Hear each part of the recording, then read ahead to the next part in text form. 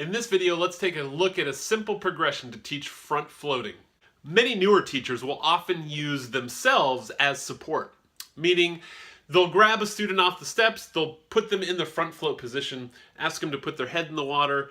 The student's going to then put their head in the water, and if they're not very comfortable, then as the teacher lets go, the student is going to grab on the teacher, pop their head up, and they're going to be done with their turn. Teaching students to use things like the stairs, or the wall, or noodles, or other flotation devices when learning to front float is going to benefit you two ways. The first way is that the student will no longer need to wait for you to provide support.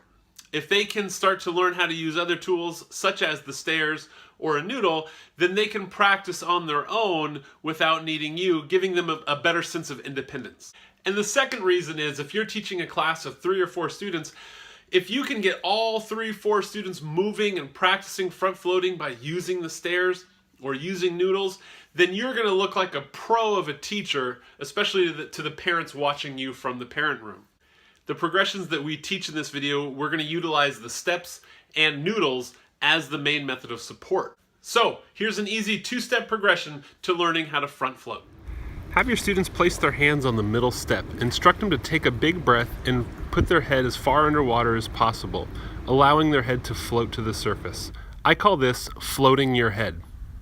Next, after your students have floated their head, go ahead and have them extend their feet behind them. I call this floating your feet.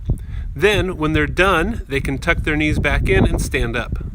So to do a front float on the steps, simply float your head, float your feet, and when you feel comfortable, lift your hands off the steps. When you want to stand back up, re-engage with the steps, tuck your feet, and stand up.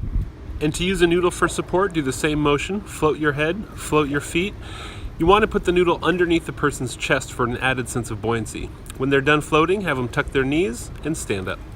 Then, without a noodle, float your head, float your feet, and remember that the hardest part of floating is getting into and out of a float. Make sure your students get lots of practice with that.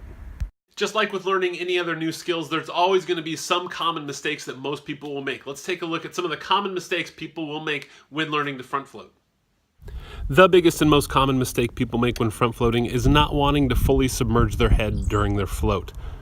Go back to the steps and practice floating your head. That should fix most of the problems. Another common mistake that swimmers make is trying to lift their hands out of the water when they float. The only thing that should be at the top of the water is the back of your head and your lower back. Your arms and legs should dangle beneath you. Now that you know a quick and easy way to teach a front float, remember that the more times a student practices floating on the front, the faster they're going to get it. So, let her rip. I'll see you next time.